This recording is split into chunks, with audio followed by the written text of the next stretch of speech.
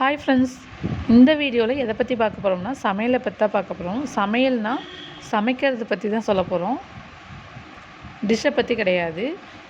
சில பேர் சமையல் செஞ்சாங்க அப்படின்னா, நான் இந்த டிஷ் செஞ்சேன் அப்படின்னா ஒரே மாதிரி தான் சமைச்சிட்ருப்பேன், இந்த 10 வருஷமாக ஒரே மாதிரி சமைக்கிறேன், 20 வருஷமாக ஒரே மாதிரி சமைக்கிறேன் அப்படின்னு சொல்லுவாங்க. அதே டேஸ்ட்டு சமைக்கிறேன்னு சொல்லுவாங்க.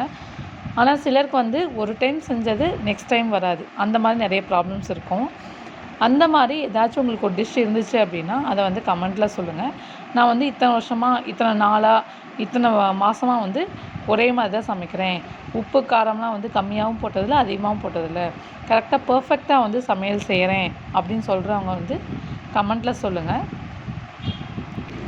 சிலர் என்ன தான் பார்த்து செஞ்சாலும் அதில் உப்பு கம்மியாக இருக்குது, காரம் கம்மியாக இருக்குது அப்படின்னு கமெண்ட் சொல்லிகிட்டே இருப்பாங்க.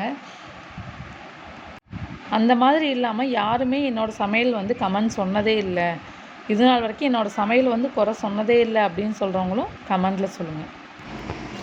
நான் வெஜ்ஜு நல்லா செய்வேன், நான்வெஜ் நல்லா செய்வேன், அதே மாதிரி ஸ்வீட்ஸ் நல்லா செய்வேன், காரம் நல்லா செய்வேன் அப்படிங்கிறதும் கமெண்ட்டில் சொல்லுங்கள். எந்த ஸ்பெஷல் டிஷ் உங்களுக்கு நல்லா தெரியும், நான் செஞ்ச சூப்பராக வரும் அப்படின்னு சொல்கிறவங்க கமெண்ட்டில் சொல்லலாம்.